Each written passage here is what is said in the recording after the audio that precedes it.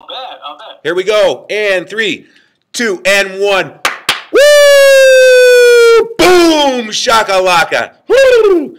All right. You guys know you like it when I do that. Hey, I'm really, really excited. Today, on the other line via technology, I got John Kennedy, the brain guy. John, thanks for taking time out of your busy coaching professional schedule to visit with us. Always for you, Darren. Always for you. Thanks, bro. All right, so why am I talking to John? Because I know my brain is fried. I got brain problems. I'm an entrepreneur. Us entrepreneurs are sort of bipolar, manic depressive. We're all over the place, ups and downs. My brain has let me down big time in the past, and I know that the people I work with are worried, especially people in our 40s, 50s, 60s, dementia, Parkinson's, all those brain problems that are coming into the limelight that lets us not live longer and stronger, and post-traumatic stress disorder. It's a big, big deal. John, tell us a little bit about your profession, just an elevator pitch, what you do, and two big wins in the past professional life. Sure. Well, Darren, so our program was developed for the Marines. It's the only program in the world of its kind. It was vetted and approved by Special Operations Command. We basically physically change your brain to be faster and more focused.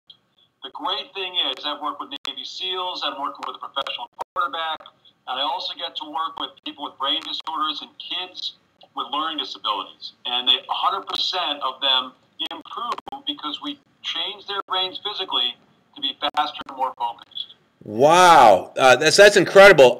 Me and you are kindred brothers. I've always said the body has a remarkable ability to regenerate new, healthy, even disease-free cells when you change what you're putting in your mouth, when you change what you're putting in your mind, and when you change the way you move. So we're kindred brothers in that aspect. We know endorphins from exercise electrifies the brain and builds the brain synapses up. So we can feel that. But what we want to do is we want to feel this all day long, 24/7, 365 for the rest of our lives to empower ourselves.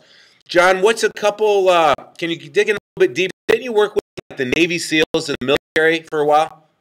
Yeah, absolutely. That's where the program started. SEALs, pilots, snipers, all those guys. And, when you're in the military, it's just like being an athlete, except that people are shooting at you, right? So very dangerous. You need to be able to anticipate what's going to happen. You need better intuition. You need better decision-making under stress. So, it was 100% successful in the toughest of environments. Now, obviously, we moved into the civilian sector. We're having just as much success there. Wow. All right. I'm an athlete from hell. I love sports teams. I love baseball, basketball, football, golf, you name it. But you know what? The NCAA basketball March Madness is like the pinnacle of team effort. And the Chicago's on the map right now because the Loyola team, they're supposed to be smart kids, not athletic kids. They're in the Sweet 16, I believe, for the first time in how many years? And tell us a little bit about how you helped that team. Well, sure. So actually, there's two, especially in athletes, there's two kinds of, even in business, there's two kinds of people that contact me. There's people that are either desperate, right? Something's not working. They've tried everything else, and they really are motivated to get better. But then there's also people that are already peak performers, right? Guys like you, right? You're already at the top of your game. You want something a little bit of edge. Well, the Ramblers, Loyola Ramblers, when I worked with them a couple years ago, they actually had lost 5 games in a row. And it was a terrible season. So I spent a couple hours brain training them, got the guys to do the exercises. Those guys are now the seniors, the guys leading the team this year, like Ingram and Richardson. But the coolest thing is these exercises are so easy to do. You can do them for a few minutes before practices and before games. And I remember one time texting the coach before a big game, I said, make sure the guys do their exercises. And he said, I don't have to, they're already doing them because they believed in them. And these exercises make your brain work harder so that it gets faster and more focused in a very short amount of time. Improves intuition, all those things. Holy cow. I love stories like this. Not a lot, maybe. A lot of people I hang with have heard the stories about Olympic, super high-level athletes visualizing the race is more important than actually practicing the race sometimes, especially when they're overtraining. So it's almost better visualizing the success of the race in the mind. So I can so relate to this. I am so pumped up, man. So give us a layman's definition of what neuroplasticity is, and then tell me what my troops, my tribe that follows me, average Jane and John Does, no offense, two people working hard, trying to make a living in this stress-filled lifestyle can do. A couple tools that we can utilize after we watch this video, or even maybe while we're watching the video. Well, sure. So neuroplasticity is an amazing capability God gave our brains to change, right? So everything we're doing, believe it or not, even the things you think about, like you mentioned visualization, but the things that we do are continually changing our brains. When we repeat something over and over again, it's like it forms ruts. That's the way we want to do it. We call that zombie thinking, actually. That's what I just spoke on for the TEDx talk. We call it zombie system because our brains take a conscious process we repeat, and it becomes unconscious. But it could be good or bad, right? You have good habits or bad habits. So a couple of things that people can do. One, be aware of what you're doing. You can change almost any habit. It takes difficulty. We have some techniques for that. Basically, you can either insert another mini habit in front of your bad habit, or you can reprogram your bad habit by repeating the good habit behavior you want. It will solidify. The other thing that people can do is spend as little time as possible in front of a digital screen. A digital screen is very shallow. It doesn't make the brain work. And as you know, with the body, right, the more parts of your body, the harder you make it work, the stronger it gets. And our brains are the same way. You got to do hard things with your brain to continue to make it change. I love it. I love it. So something that I do simple for myself and my clients in my transformation station here in South Chicagoland and my online clients all across the world is you hit the nail on the head already. No screens for the last 60 minutes of the day, and then none in the first 30 minutes. It's a hard habit, but guess what? I got into it, and it changed the game for me. So that is awesome. Another thing is simple stuff like maybe raising one foot off the floor and then holding my hands out to the side, closing one eye and counting 10 to 1 backwards. How are those exercises, Coach John? Absolutely. Because you're using different parts of your brain. Like the exercise you had the other day, you had a guy on the treadmill tossing a ball against the wall, right? To make it even harder, just have him try to memorize something or read something. So every time you use different parts of your brain at the same time, you're increasing the connections, right? So neurons that fire together wire together.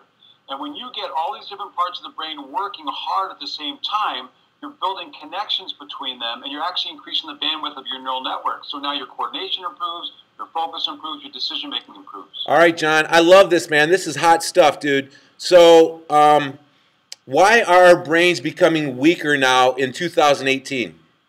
One of the reasons is because we rely on digital so much. And especially kids should not be. There's actually a whole new diagnosis now called digital dementia.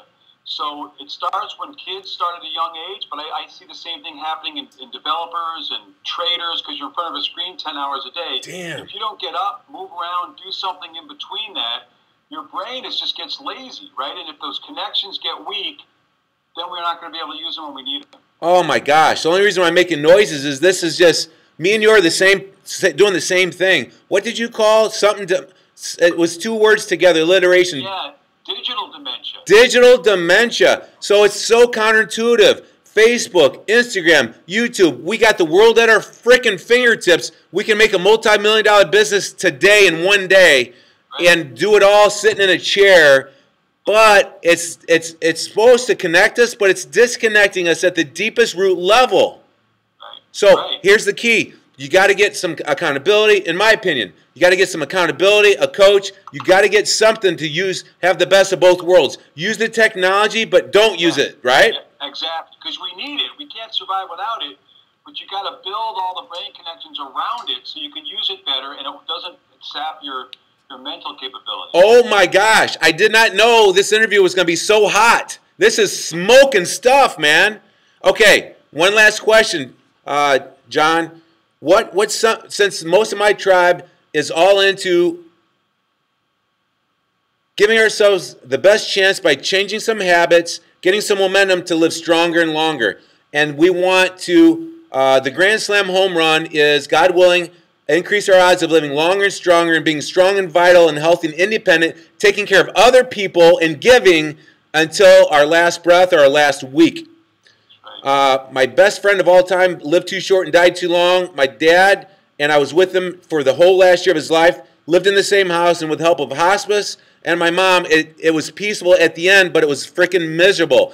It's mentally, emotionally, physically, spiritually, financially, incredibly draining. We loved our loved ones, but we grow to hate the situation we're in, and it's unnecessary. So, tell us how, give us a tip or two that we can help our brains support us in that endeavor of living longer, stronger, and being independent till the end of our lives. Just give us a couple simple things, John. A couple of things. One is just a way of thinking, right? So imagine the same information you give them about their body, about what you feed it, right, and how we work it hard. It's the same thing with our brain. We got to do hard things. Google Maps is great, but teach yourself how to use a real map. If you can teach yourself a real map, you learn shape recognition, you learn orientation, you learn all kinds of great skills that apply to different things. That is awesome.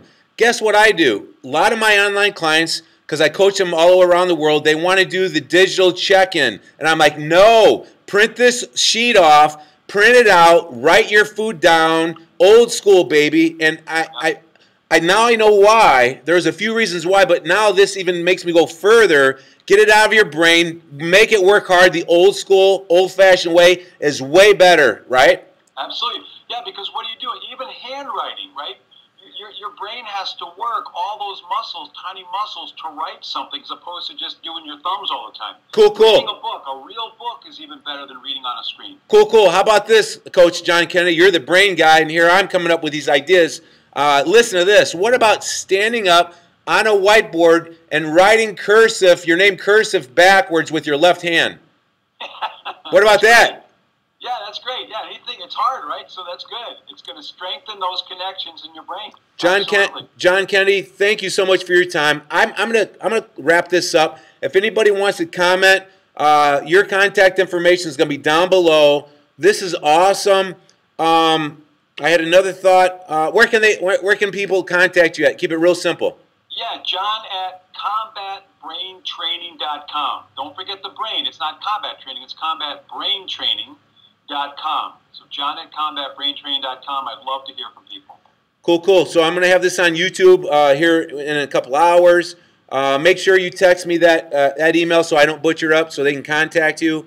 John, it was a pleasure. I had one thought that I wanted to end with. I think people get it. I mean, we gave them a lot of tools. If they want you to hold them accountable or me to hold them accountable, if they're in a really bad pinch, they need to invest a little time and money, get some skin in the game.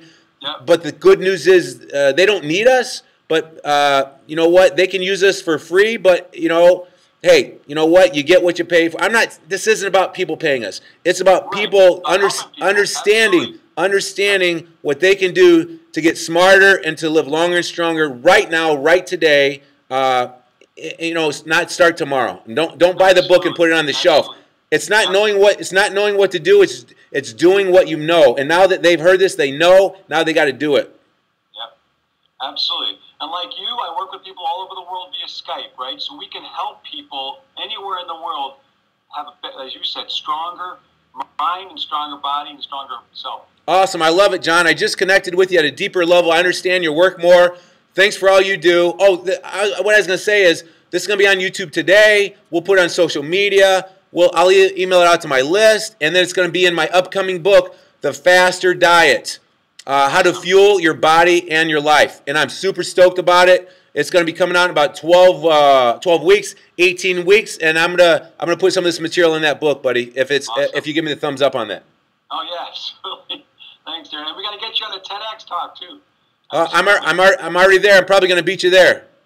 Awesome. Oh, that's another thing. I just wanted to say, in parting, John, congratulations on your successes of working with our armed services, the Navy SEALs in the past. The average hardworking people, but the Loyola basketball team, and the upcoming TED Talk and what you've done for the TED Talk series so far. And congratulations, and keep rocking, man. Hey, we're better together. Let's go next level, baby. Absolutely. Woo-hoo!